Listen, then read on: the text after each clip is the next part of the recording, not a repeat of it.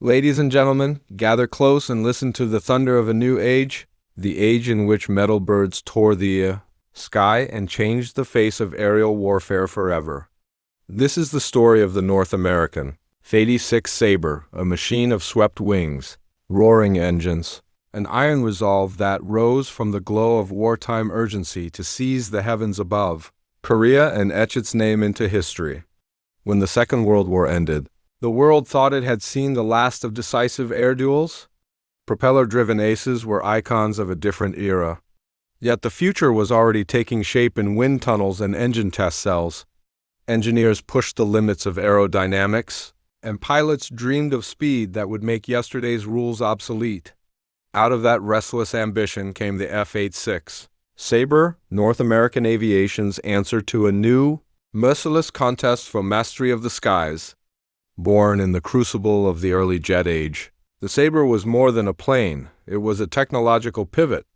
Its swept wings, an idea borrowed from captured research and cutting-edge science, allowed it to slice through the transonic regime with grace. Its jet engine, compact and hungry, pushed pilots into speeds that would have been unimaginable just a few years before. Engineers shaped aluminum into a form that kissed the air and transformed instability into stability. Pilots strapped in and felt, for the first time, flight not merely as transport but as pure kinetic combat. Then came Korea, a brutal proving ground for technologies and men alike.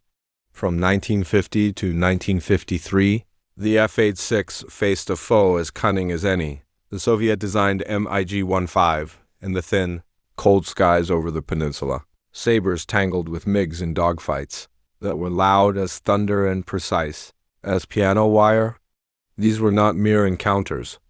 They were the first great jet versus jet duels, the first time entire doctrines of air combat were tested at speed and altitude that rewrote the rulebook. The Sabre's pilots, brave, skilled, and often very young, found that their aircraft gave them an edge. The Sabre could turn and dive with a responsiveness bred of thoughtful engineering. Its guns found targets with steady, lethal accuracy. In those icy mornings and smoldering sunsets above Korea, the Sabre became a shield and a spear for Allied forces.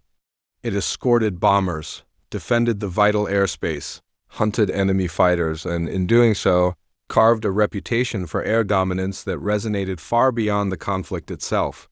But the story is not only about metal and speed. It is about people, the pilots who stared death in the face and chose to fly anyway.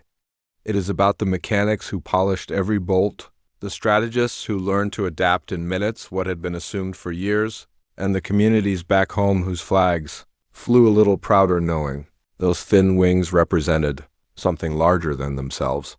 For every engagement, there were moments of human courage, split-second decisions, nervous laughter before takeoff letters,